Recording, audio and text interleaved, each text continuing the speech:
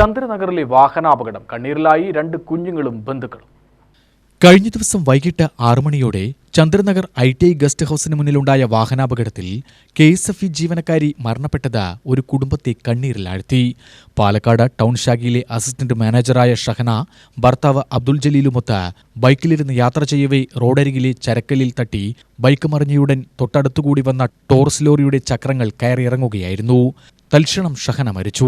36-കാരിയായ ഷഹനയുടെ ഭർത്താവ് സിവിൽ സ്റ്റേഷനിലെ തൊഴിൽ വകുപ്പ് ഓഫീസിൽ നിന്ന് ജോലി കഴിഞ്ഞ KSFEയിലെത്തി ഭാര്യയെയും കൂട്ടി കല്ലിങ്ങലിലെ വീട്ടിലേക്ക് മടങ്ങും വഴിയായിരുന്നു ദാരുണ സംഭവം. കാലിനും കൈക്കും പരിക്കേറ്റ അബ്ദുൽ ജലീൽ ജില്ലാശുപത്രിയിൽ ചികിത്സയിലാണ്. ലോറി കോയമ്പത്തൂർ ഭാഗത്തേക്കാണ് പോയിരുന്നത്. അൽഹാൻ, അഹിയാൻ എന്നീ കുഞ്ഞുങ്ങൾ ഈ സമയം സ്കൂൾ വിട്ടുവന്ന മാതാപിതാക്കളെ കാത്തിരിക്കുകയായിരുന്നു. കാരക്കാട് ലാൻഡ് ലിങ്ക് ഗാർഡനിൽ അടുത്തിടെയാണ് പുതിയ വീട് വാങ്ങി താമസം ആരംഭിച്ചത്. ഭർത്താവ് ജലീൽ റോഡിനപ്പുറത്തേക്കും ഷഹന റോഡിലേക്കുമാണ് വീണത്. മൃതദേഹം പോസ്റ്റ്മോർട്ടത്തിന് ശേഷം ബന്ധുക്കൾക്ക് വിട്ടു നൽകി. ഷഹനയുടെ പിതാവ് കരീം, മാതാവ് മെഹ്റൂബാനു പാലക്കാട് ട്രാഫിക് പോലീസിലെ ASI ആണ്. UTV news, Palakkad.